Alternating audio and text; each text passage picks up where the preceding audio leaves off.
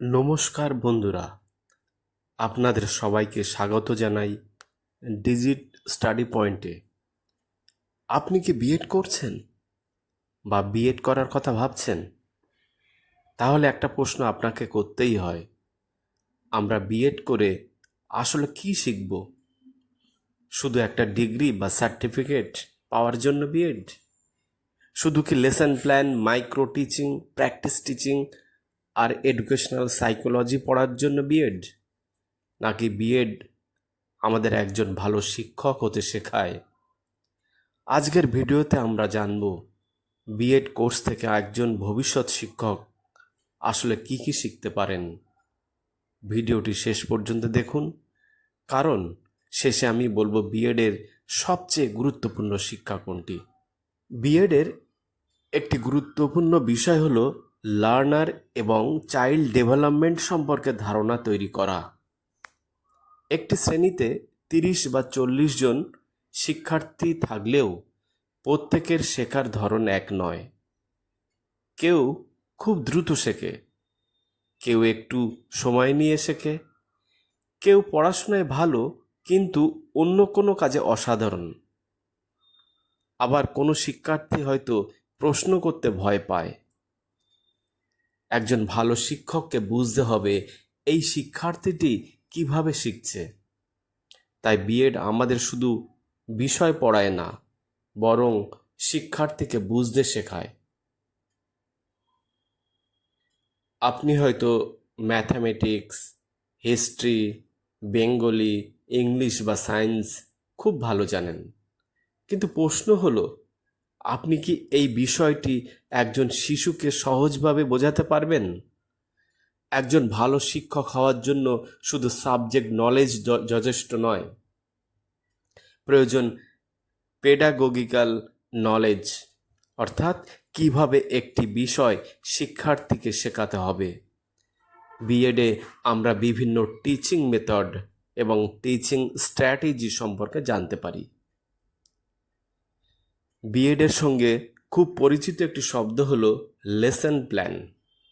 Lesson plan শুধু পরীক্ষার জন্য তৈরি করার কোনো কাগজ নয়।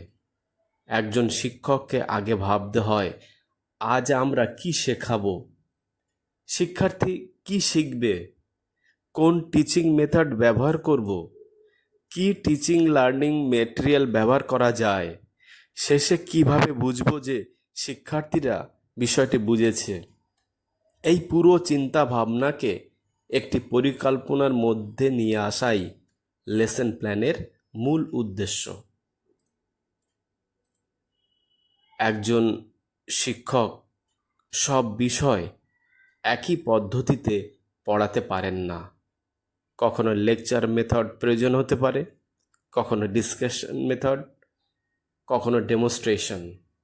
আবার ছোটদের ক্ষেত্রে অ্যাক্টিভিটি বেসড লার্নিং বা প্রজেক্ট মেথড বেশি কার্যকর হতে পারে।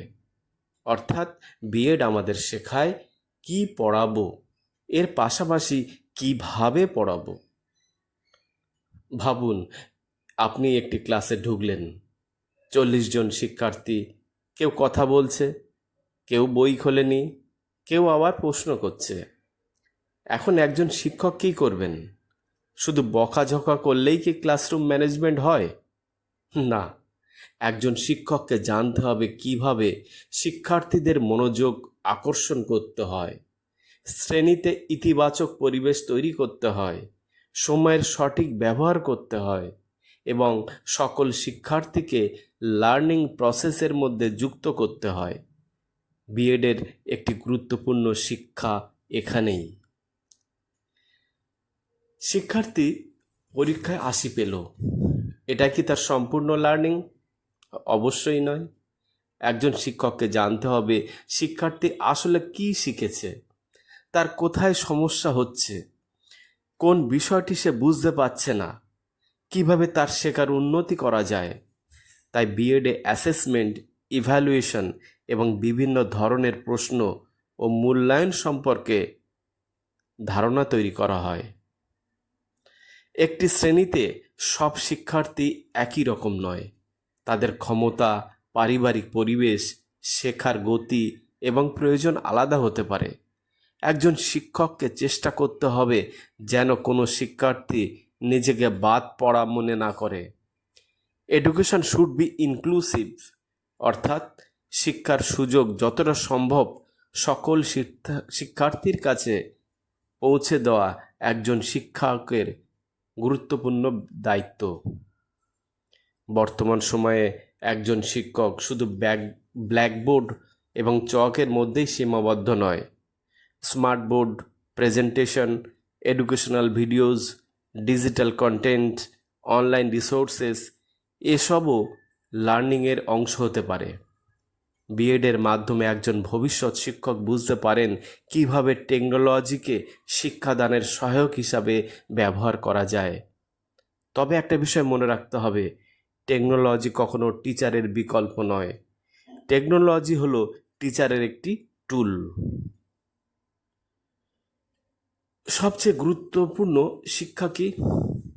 এবার আসি আজকের ভিডিওর সবচেয়ে গুরুত্বপূর্ণ প্রশ্নে। বিএডের আসল শিক্ষা কি? আমার মতে বিএডের আসল শিক্ষা হলো একজন শিক্ষার্থীকে শুধু পড়ানো নয়, তাকে বুঝে শেখানো। একজন ভালো শিক্ষক শুধু বলেন না এই চ্যাপ্টার পড়ো, তিনি ভাবেন আমার ছাত্রটি কিভাবে এই চ্যাপ্টারটি সহজে বুঝতে পারে। একজন ভালো শিক্ষক শুধু ভুল ধরেন না, তিনি ভাবেন এই ভুলটা কেন হচ্ছে এবং কিভাবে তাকে সাহায্য করা যায়। আর একজন সত্যিকারের শিক্ষক শুধু পরীক্ষায় নম্বরের দিকে তাকান না, তিনি চেষ্টা করেন একজন শিক্ষার্থীর জ্ঞান, দক্ষতা, মূল্যবোধ, আত্মবিশ্বাস এবং ভবিষ্যৎ গড়ে তুলতে। তাই বন্ধুরা, বিএড শুধু একটি ডিগ্রি নয়, বিএড আমাদের শেখায় শিক্ষার্থীকে বুঝতে, বিষয়কে সহজ করতে, সঠিক টিচিং মেথড নির্বাচন করতে, ক্লাসরুম পরিচালনা করতে, শিক্ষার্থীর লার্নিং মূল্যায়ন করতে এবং সর্বোপরি একজন ভালো শিক্ষক হতে। তাই আপনি বিএড করছেন, তাহলে শুধু পরীক্ষায় পাশ করার জন্য পড়বেন না। নিজেকে প্রশ্ন করুন, আমি কি একজন ভালো টিচার হওয়ার জন্য প্রস্তুত হচ্ছি? কারণ একজন শিক্ষকের হাতে একটি বই থাকে না, একজন শিক্ষার্থীর ভবিষ্যতও থাকে। আপনাদের কাছে জানতে চাই, আপনার মতে বিএডের সবচেয়ে গুরুত্বপূর্ণ শিক্ষা কি? কমেন্ট বক্সে অবশ্যই জানাবেন। ভিডিওটি ভালো লাগলে লাইক করুন, শেয়ার করুন এবং ডিজিট স্টাডি পয়েন্ট চ্যানেলটি সাবস্ক্রাইব করুন। আবার দেখা হবে পরবর্তী ভিডিওতে। ধন্যবাদ, নমস্কার।